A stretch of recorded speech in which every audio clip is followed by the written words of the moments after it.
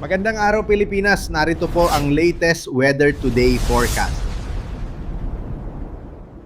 Tuluyan ng humina into a low pressure area itong si Tropical Depression Josie na may international name po na Haishen at huling namataan kanina alas 3 at 1,095 kilometers po silangan ng southeastern Luzon. Nananatili pa rin pong walang direktang epekto ang low pressure areas alimampanig ng ating bansa at inaasahang unti-unting lalayo sa ating kalupaan, posible ring malusaw within the next 24 hours. However, yung mga remnants or yung mga natitirang kaulapan na tinatawag natin, nagdadala pa rin po dito sa may areas ng mga paulan, sa may area po ng Summer Island, Las Dinagat Islands. Samantala, sa kabilang banda, isang bagyo po ang nabuo dito sa labas ng Philippine Area of Responsibility malapit sa may Hong Kong, sa may Guangdong Province. O ditong namataan, 140 kilometers west-northwest ng extreme northern Luzon. So malayo po sa ating kalupaan at wala ring direktang epekto. And at the same time, habang ito yung unti-unting umaakyat dito po sa may mainland China, ay posibleng marusaw na rin o humina bilang isang low pressure area. Sa ngayon, yung tanging weather system na nakaka-apekto po sa bansa ay ang southwest monsoon or hanging habagat. Hindi po ito pinalalakas nitong tropical depression at sa halip ay nadadivert po yung mga kaulapan patungo dito sa bagyo. So aasahan po natin sa susunod na 2 araw ay patuloy ang paghina pa rin ng hanging habagat sa ating bansa at mababawasan ang mga pag-ulan sa kanlurang bahagi. Simula po ngayon hanggang sa darating po na weekend, wala tayong nakikitang panibagong bagyo na papasok ng ating Philippine Area of Responsibility. Pero bago matapos ang buwan ng Hulyo, posible pa po ang hanggang isang bagyo. Base po sa pinakahuling track ng Pag-asa regarding po dito sa low pressure area na dating si Bagyong Josie, patuloy ang paghina nito as of 2 at naging low pressure area na lamang. Malaking factor sa kanyang paghina ay yung tinatawag natin na mataas na vertical wind shear. So ibig sabihin, ito po yung pagkakaiba ng hangin sa itaas at ibabang bahagi ng atmosfera. Sa madaling salita, magulo yung hangin po doon sa dinadaanan ng bagyo, kaya nasira ang sirkulasyon nito. Araw ng Miyerkules, that's July 15, malaking bahagi pa rin po ng Luzon, including Metro Manila, makakaranas ng fair weather conditions dahil nga doon sa patuloy na paghina ng southwest monsoon na tanging dito na lamang offshore po yung mga kaulapan. Asahan po maraming lugar sa Luzon, bahagyang maulap at minsan maaraw ang kalangitan, that's mula umaga hanggang early afternoon.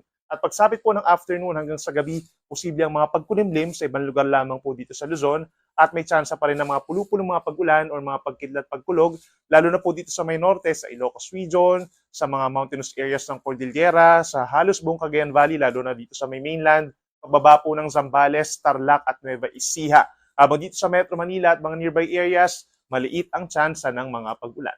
For Metro Manila, temperatura 25 to 33 degrees. Pinakamainit sa may Tuguegarao bago magkaroon ng mga pag-ulan sa gabi, hanggang 38 degrees Celsius, habang malamig pa rin sa may Baguio, 17 to 25 degrees Celsius. Sa ating mga kababayan po dito sa may Palawan at sa malaking bahagi ng Visayas and Mindanao, patuloy pa rin po ang fair weather conditions. Ibig sabihin, walang aasahang malalakas at tuloy-tuloy ng mga pag-ulan dahil nga wala na tayong minomonitor po na weather disturbance malapit dito sa may Visayas and Mindanao. So maraming lugar po, magkakaroon ng maaraw na kalangitan mula umaga, again hanggang early afternoon, kagaya dito sa Luzon. At pagsapit ng hapon hanggang gabi, posible pa rin yung mga thunderstorms, yung mga pulupulong pag-ulan na walang kinalaman sa anumang bagyo or LPA. Usually po mga 1 to 2 hours po ang tinatagal nito. So for Puerto Princesa hanggang 32 degrees, ganyan din sa may Metro Cebu. Actually, karamihan po ng mga lugar sa may Visayas, Mindanao and Palawan, maximum temperature maglalaro from 32 to 33 degrees Celsius. Para naman sa lagay ng ating karagatan, simula po ngayon hanggang sa weekend, wala tayong nakikitang pagtataas ng gale warning o yung mga sea travel suspensions po natin dahil naasahang hindi pa rin ganun kalakas ang southwest monsoon hanggang sa araw po yan ng Sabado. Maliban na lamang dito sa may areas po ng West Philippine Sea, gayon din sa may extreme northern Luzon, minsan maalon pa rin po yung karagatan dahil ditong hanging habagat, but in other areas, dito sa may Pacific Ocean, sa may Philippine Sea, dito rin po sa mga baybay ng Visayas and Mindanao, generally, kalahati hanggang 1 metro ang taas mga pag-alon, malayo sa ating pampang. At kapag may mga thunderstorms o yung mga malalakas na hangin, posible yung mga pag-alon na umaabot po ng 2 hanggang 2.5 metro. At para naman sa lagay ng ating panahon, mula po Thursday hanggang sa Sabado, asahan yung gradual or unti-unting paglakas po ng hanging habagat, bagamat hindi pa naman natin ma-achieve yung mga pabugso-bugsong malakas po na ulan, no? Dahil sa southwest monsoon. So by Thursday, malaking bahagi pa rin ng ating bansa or dito sa may Luzon, fair weather conditions pa rin po at may chance pa rin ng mga saglit na ulan. By Thursday or by Friday, asahan po yung mga kaulapan dito sa may parting Ilocos Region, Abra, Benguet, Zambales, and Bataan dahil nga doon sa unti-unting paglakas ng hanging habagat. Then pagsapit po ng Sabado, mas malaking parte na po ng Luzon, including Ilocos Region, halos buong Cordillera Region, cloudy skies na. At dito rin po sa may areas ng Central Luzon, Zambales, Bataan, Tarlac, Pampanga, Bulacan, even dito sa may Nueva Ecija, down to Metro Manila, Cavite, Batangas, and Occidental Mindoro, posible po ang mga kaulapan at may asahan din mga pagulan na mas madalas as compared to Thursday and Friday. So make sure po na kung lalabas ang bahay sa weekend, magbaon ng payong at kung kaya naman po maglaba sa Thursday ay siguruhin po na gawin na ito. Sa ating mga kababayan po dito sa Visayas, unlike sa Luzon, asahan from Thursday up until Saturday ang patuloy na maaraw ng umaga hanggang early afternoon. At pagsapit po ng hapon hanggang gabi, may tsansa pa rin ng mga pagkulimlim or cloudy skies. May mga isolated rain showers or thunderstorms pa rin po na walang kinalaman sa anumang weather disturbance. At asahan yung unti-unti pag-init sa tanghali.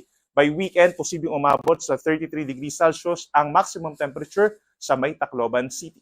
At sa ating mga kababayan po sa Mindanao, kagaya po dito sa Visayas, patuloy pa rin ang fair weather conditions or bahagyang maulap at minsang maulap na kalangitan sa susunod pa na 3 araw at may tsansa pa rin ng mga kaulapan at mga pagkidlat, pagkulog. Ito po ay mga localized thunderstorms lamang na nagtatagal po ng 1 hanggang 2 oras. Minsan kapag nagiging severe, posible rin po ang mga pagbagsak ng yelo, yung mga water spout or yung ipo-ipo po sa dagat, posible din po yan. At yung buhawi, hindi rin natin inaalis pero mga ilang minuto lamang po ang tinatagal nito.